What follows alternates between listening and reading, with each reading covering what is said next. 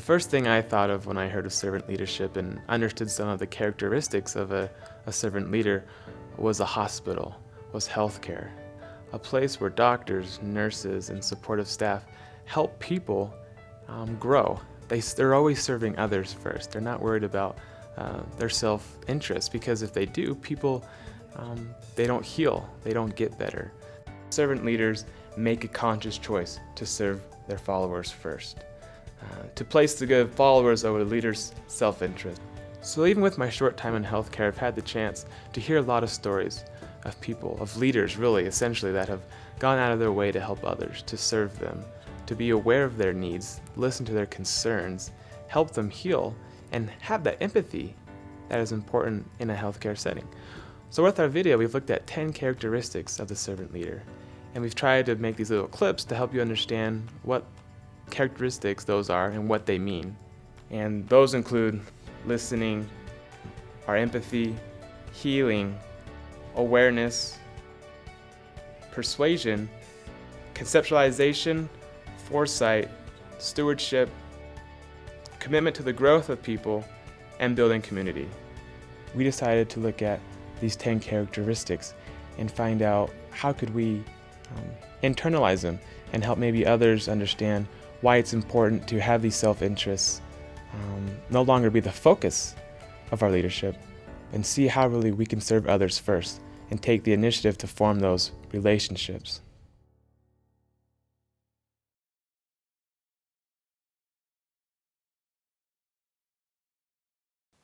Nathan, I got troubles, man. Yep. I came to you because I know you're good at listening and empathizing, like a good servant leader, you know? Yeah. My wife hates my beard. No. Yeah. No. I know. Look at that. I think it's a great beard, but she just thinks it's prickly and she doesn't like the mustache. I don't know what to do because I love it. Yeah. Yeah, I think we should be proud of our facial hair. Yeah. I can totally empathize with that, man. I mean, I go walking on campus all the time. Girls usually, give me the look. Mm-hmm. A good look. Mm-hmm. But nowadays, nothing. I know, it's rough. You know what? Thanks for empathizing with me, Nathan. You really validated me. I'm here for you anytime. Anytime you need a servant leader, I'm here to serve you Thanks, Nathan. and to lead you. So, what are some other difficult things you work on? I think you have a great example right there. What are some other leadership things that show you working for the people? You've been in ASB a long time. No, Is yeah, well, anything come up? no, that's that's what I'm saying. I'm saying because my 5th grade year, I tried out for ASB because they just started doing it for 5th graders. Mhm. And I tried out and I didn't get it. And I've been in ASB since then. So doesn't that show determination Yeah. and like striving to be in a leadership position? Well, that's a good one, but I think maybe we could look for something more recent. So if that's a good one. Well, it is recent because it's been all my I know, life. but 5th grade is a long time. I'm just saying, I think that they would value, because trust me, I've done an interview before. If you can do one more recent, I think that would.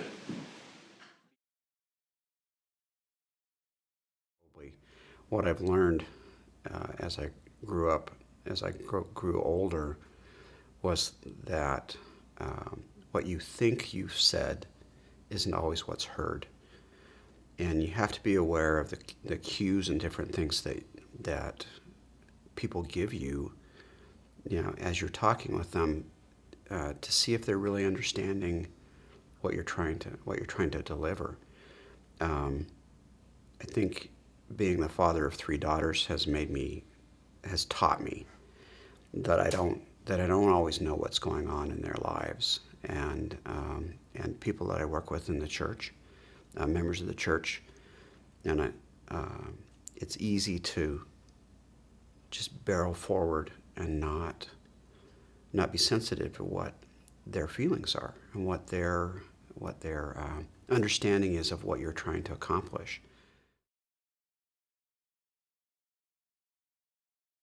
My experience in probably business or other volunteer groups. Whenever I set out to help a group of people accomplish a goal, to me there has to be sort of an underlying motivation behind it.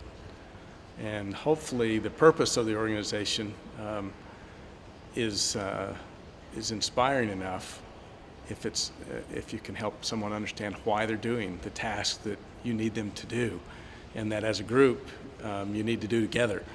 And so from that perspective, I think conceptualizing as a leader what's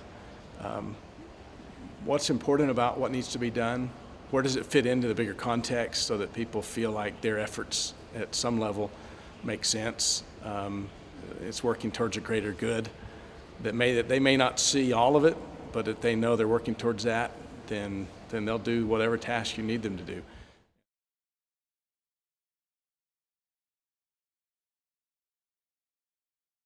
Persuasion is the clear and persistent communication that convinces others to change, and as opposed to coercion, which utilizes authority to force compliance. So let's take a look at a recent example of the application of both concepts, coercion and persuasion, during a Thanksgiving discussion between my brother-in-law and my wife. There you go, eat up. What is this? Those are yams. Oh, no, thank you. Well, I made them just for you, and this is my house.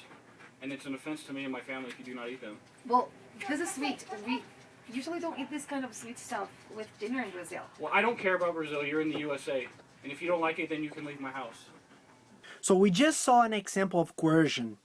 Now let's see how Kevin would persuade Leilani to eat yams. Okay, here you go. Eat up. What is this? Oh, those are yams. It's like a main dish for Thanksgiving.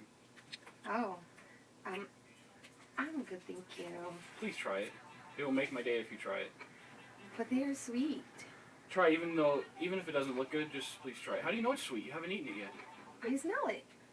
But it doesn't mean it doesn't taste good. Okay. If you don't like it, just try it. If you don't like it, you don't have to eat it. Just a little bit then. All right. Now, if you didn't notice any difference in those scenarios, please forgive our actors. They are not professionals. But during the coercion scenario, Kevin used phrases like, "This is my house, I don't care about Brazil, and you should leave," showing authoritarian behavior.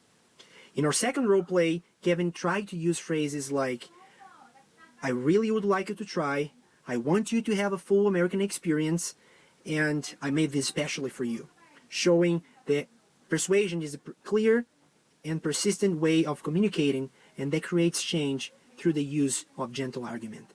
Thank you.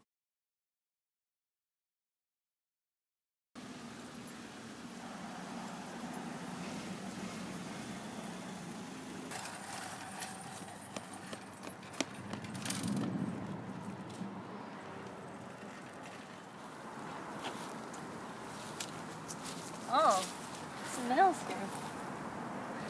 Maybe they just left them. You know, class is hard and wait! There's some nails right there. I just didn't want you to ride your bike over them and get flat. Thank you, ma'am. Yeah, you're welcome. I'll probably clean those up. Thanks. Okay. Have a nice day. See you later. Do you think she noticed the difference between the two sides? And then someone ate it or something? Start without a pack and bring it to us. Alright. He doesn't mind. Video. Soft. As long as you're wearing a necklace, right? Okay. Are you videoing me? This is weird. I didn't know you were doing it. Half of videos are just reactions to people knowing that it's a video. That's a pretty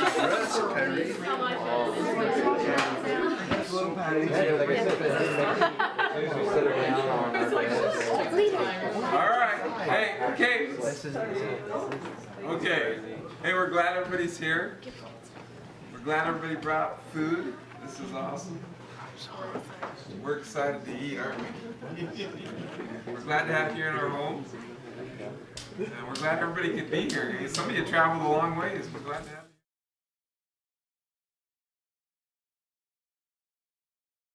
you. Commitment to the growth of the people. in servant leadership?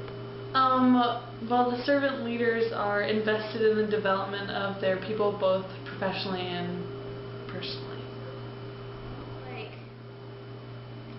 It's like when they treat like the people as individual people, and since they know them like personally, then they actually care about them growing because they're at their level.